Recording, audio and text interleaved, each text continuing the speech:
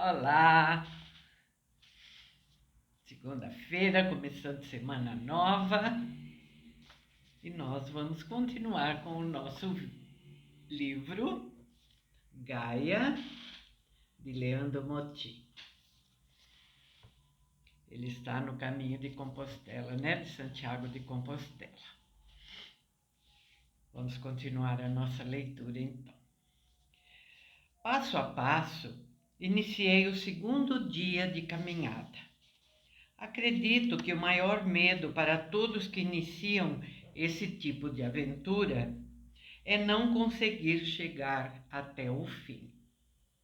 O medo do fracasso e de algo acontecer é sempre um companheiro de viagem. Lembrei que não tinha passado vaselina nos pés como recomendado para evitar a formação de bolhas. E isso já começava a me incomodar. A batalha mental se inicia mais ou menos assim. Acho que esse calçado está apertado. Deveria ter passado vaselina nos pés. Eu sabia, deveria ter passado vaselina. E se der bolhas? Alguns acabam desistindo por causa das bolhas. O que eu estou fazendo aqui? Puxa vida, larguei tudo por essa viagem. Deixei muita coisa boa para trás. Será que fiz certo? Não estou trabalhando. Como será a volta? As pessoas vão achar que eu sou um vagabundo. Vão me julgar, com certeza vão me julgar. Bem, vão se sentir incomodadas por eu estar viajando e elas não.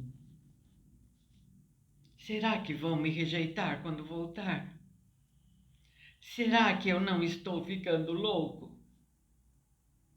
Por que raios estou aqui caminhando 800 quilômetros com uma mochila nas costas? Como um inimigo interno, essa voz torturante que vem do ego parece nos conhecer mais do que ninguém. Sabe exatamente onde estão nossos pontos fracos. É o espinho na ferida. Faz de tudo para nos derrotar. E a parte mais insana é que ela está dentro de nossa cabeça. Ela também sabe exatamente a hora de parar e depois recomeçar novamente. Astutamente. Troca de problema. Hoje está sendo tão desgastante que mereço beber uma garrafa de vinho à noite. Uma garrafa pequena de vinho não vai fazer mal, só dessa vez eu realmente mereço isso. Jesus Cristo transformou algo em vinho, então qual é o problema de beber vinho? Tem uma nota de rodapé aqui. Meu coração diz que o vinho referido na Bíblia, abençoado e transformado pelo Pai por meio de Jesus Cristo, levava à expansão da consciência das pessoas. Ou seja, as pessoas sentiam amor. O vinho as ajudava a ficar em paz e alegres na presença de Jesus. Acredito que o efeito da bebida não era de entorpecimento e era bastante diferente dos vinhos que encontramos em supermercados. Continuando então a caraminholinha dos pensamentos. O problema é que o chamado menu do peregrino, um prato típico que é servido em diversos restaurantes na rota para Santiago, inclui vinho. O preço com água ou com vinho é o mesmo. E o problema se agrava à medida que, naturalmente, outros peregrinos te convidam para beber. Apesar de não beber há alguns anos, naquela primeira noite acabei aceitando. No outro dia, no começo da caminhada, a voz na cabeça retoma orgulhosa: viu como você é fraco? Esse pensamento por si só é uma tortura. No entanto, me ajudou a tomar uma decisão austera: a escolha do cardápio. Daquele ponto em diante seria com água. Ainda no início da jornada, o caminho passa por Pamplona. Sentar num banco de praça para descansar e observar a movimentação das pessoas foi um bom passatempo. A cidade serviu de inspiração para Ernest Hemingway escrever alguns de seus romances por volta de 1925. Resolvi me estender um pouco mais em Pamplona. Tive a agradável oportunidade de tomar um café num lugar que costumava ser frequentado por Hemingway.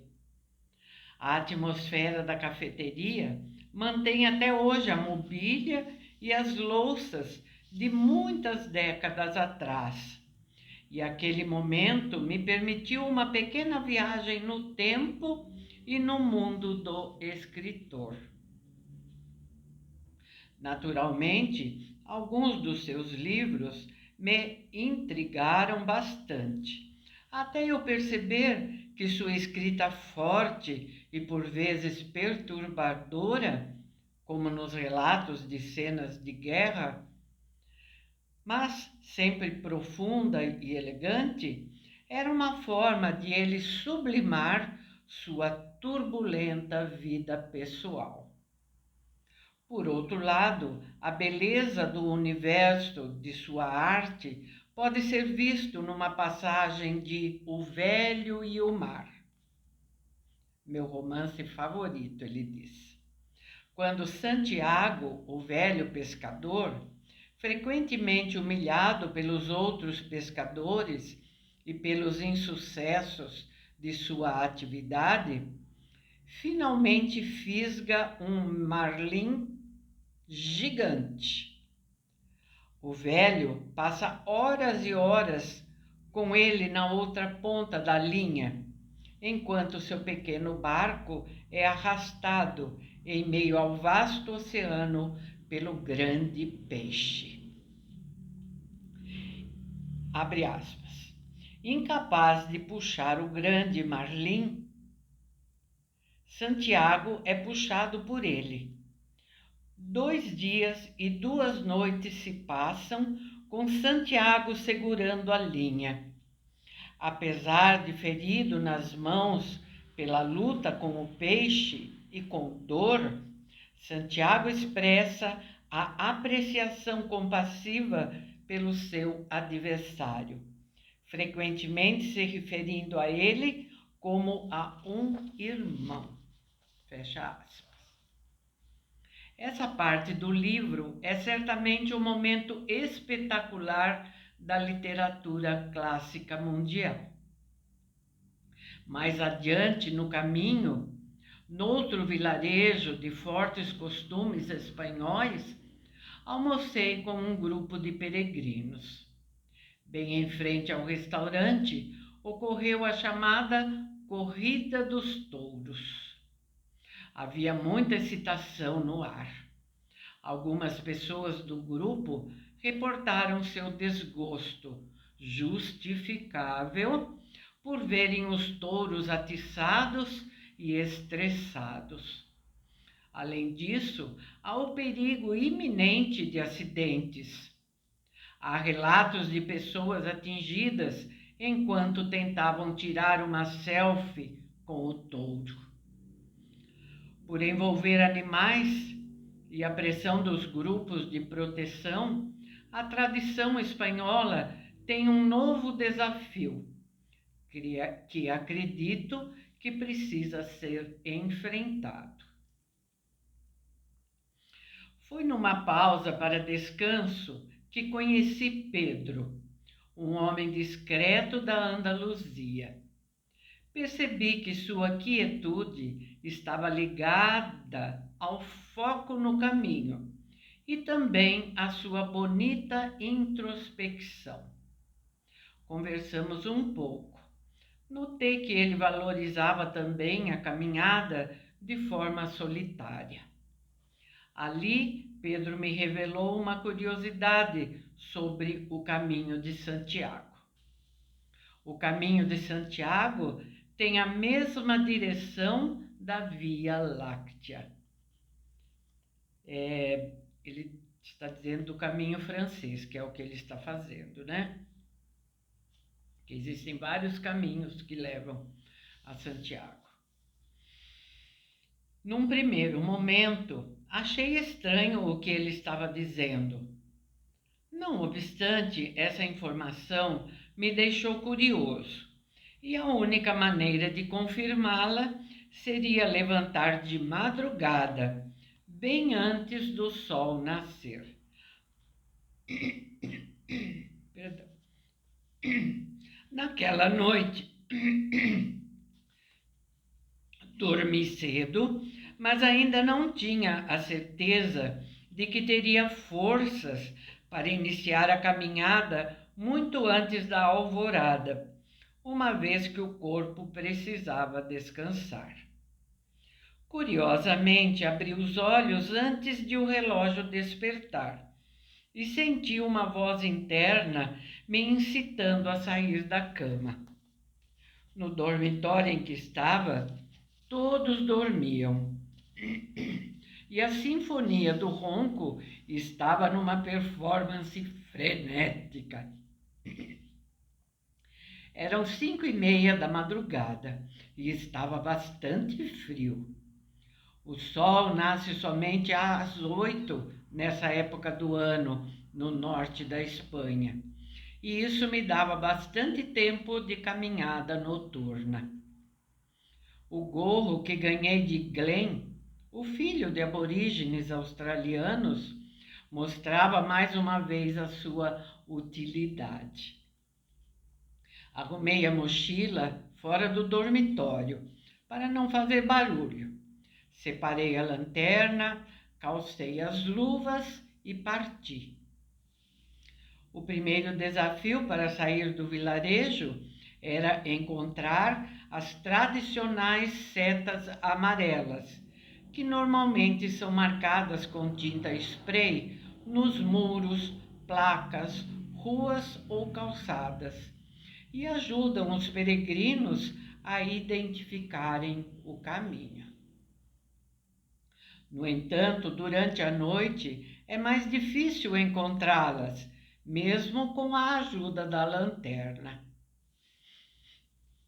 Depois de um tempo de procura, finalmente encontrei a seta que apontava para fora do povoado e entrei na senda já cercada pela natureza.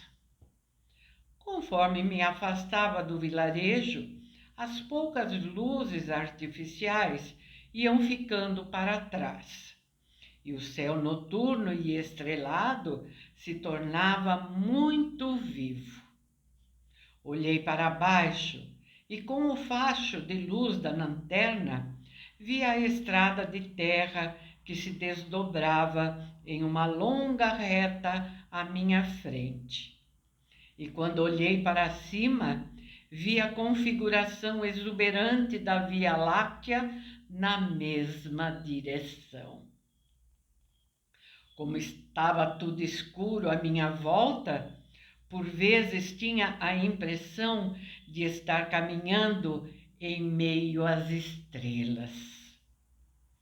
Enquanto meus olhos contemplavam o cenário mágico, estrelas cadentes riscaram o céu. Essa é uma daquelas cenas fabulosas que não podem ser traduzidas em palavras.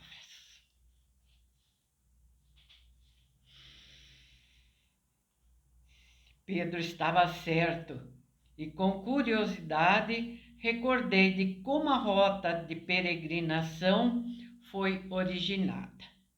Então ele vai contar agora, né? Como se originou a rota da caminhada no caminho de Compostela, de Santiago. De acordo com uma lenda distante, no suposto ano de 813, um eremita viu uma estrela pousada sobre uma pequena floresta chamada Libredon e comunicou o fato a um sacerdote.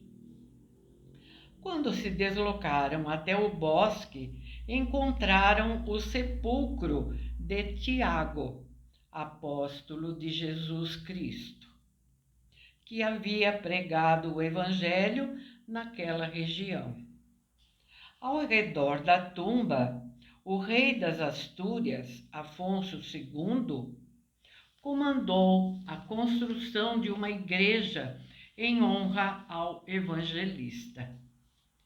Com o passar do tempo, a pequena igreja se transformou na Catedral de Santiago de Compostela. Compostela significa Campo da Estrela, a estrela que guiou o eremita, o sacerdote e milhares de peregrinos através dos séculos até a tumba sagrada. Com o relato dessa madrugada, o leitor pode imaginar meu sentimento de gratidão, assim como a vontade de partilhar essa experiência singular. Sim, nunca é demasiado tarde para encontrar o caminho. Essa é uma frase bem conhecida dos peregrinos de Compostela. Com alegria, aos poucos fui me tornando o primeiro a acordar no albergue. Embora não seja tão tranquilo iniciar a caminhada no meio da noite, em função dos animais e caçadores, ouvi alguns tiros ecoando no escuro da madrugada. Aquela passou a ser uma diversão para mim e me ajudou a ir mais fundo no caminho. Comecei a observar as rotas de saída dos povoados do dia anterior, para evitar perambular em círculos na manhã seguinte. Então, acordava e já sabia para onde apontavam as setas amarelas. Também deixava a mochila preparada na noite anterior para não fazer barulho no alojamento, separando o gorro laranja, as luvas e o cachecol. "The Brazilian is crazy", disse num daqueles dias um americano mais velho, incomodado com o fato de eu acordar cedo. Às vezes, não é possível pular de um beliche sem fazer barulho. Acordar cedo e caminhar cerca de 8 horas por dia estava me fazendo bem.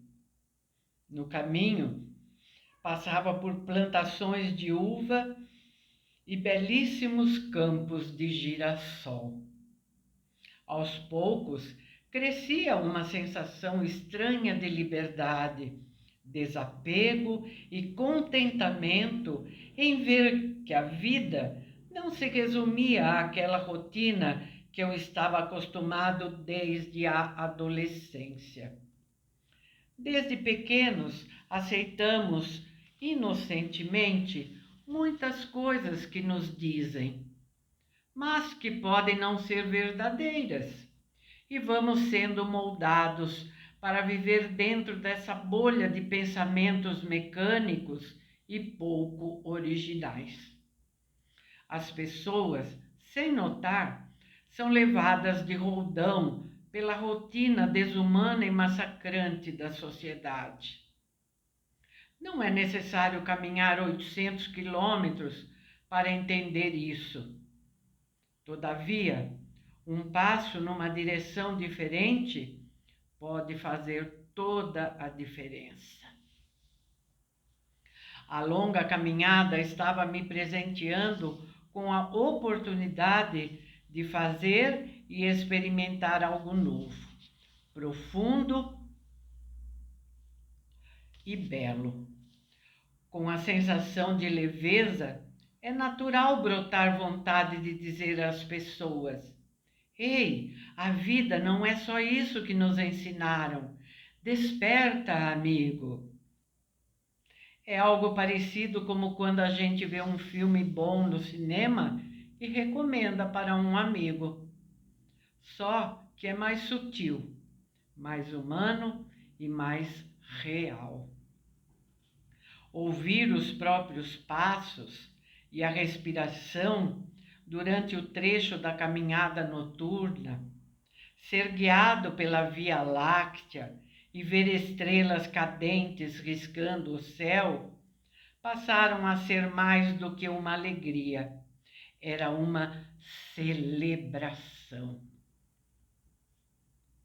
Na memória ficou também registrado o momento em que a quietude da madrugada, em meio às trilhas campestres, era rompida pelo sino das pequenas igrejas dos povoados. Parava a marcha para contemplar aquele cantinho do cosmos. O cenário do que via pode ser descrito como um punhado de luz em meio ao véu negro da noite infinita. Alegrava-me ver a fulgurante cruz no topo das pequenas igrejas. Ao ouvir os sinos dobrando, como dizia Hemingway, eles dobram por você, sentia um conforto na alma. O sentimento que surge nessas horas é o contrário do egoísmo. É nesses momentos que lembrava fortemente que somos todos companheiros de viagem e estamos todos interconectados a algo verdadeiramente belo num nível muito profundo. Numa daquelas aventuras de peregrinação antes da alvorada, coloquei o facho da lanterna sobre uma placa que estava na beira da estrada. A placa exibia a face de um Homo habilis. Era o anúncio de uma exposição sobre evolução humana no Museu de Burgos. Nota de rodapé. Em Atapuerca foram encontrados os traços mais antigos da presença humana na Europa. Nessa cidade fica o Museu da Evolução Humana. Olhava aquela figura e contemplava na minha imaginação toda a luta de sobrevivência que o homem primitivo travou para conseguir evoluir até chegar ao corpo do Homo sapiens, como o conhecemos hoje.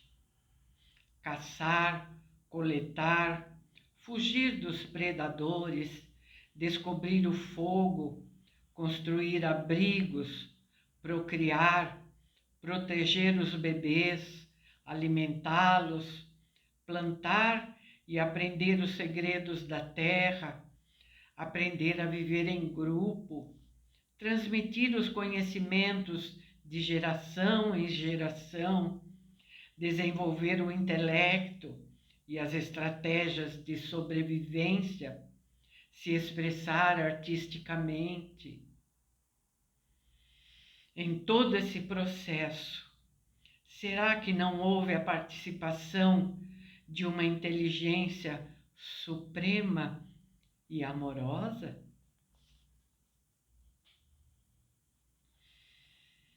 Como ortodontista e pesquisador, sempre fui apaixonado pelos estudos evolutivos das formas humanas, em particular da dentição e dos maxilares. Perguntava-me como a boca grosseira e com dentes afiados, muitas vezes usada como arma de defesa e ataque no mundo animal, ganhou sutileza até conseguir expressar o sorriso, uma das mais belas e encantadoras expressões do ser humano.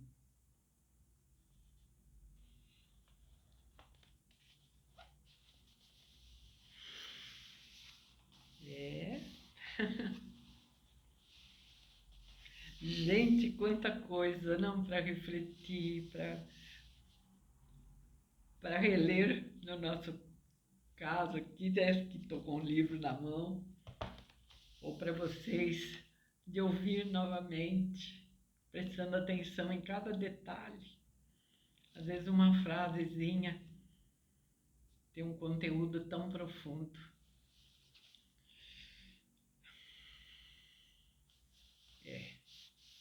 Obrigada, viu, Leandro Motim? Obrigada por nos fazer refletir, nos fazer pensar e nos fazer sentir. Muito obrigada. Bom, ficamos por aqui hoje e nós voltamos então no próximo vídeo para dar continuidade na nossa leitura, tá bem? Só peço para você não esquecer de deixar o seu like, tá bom?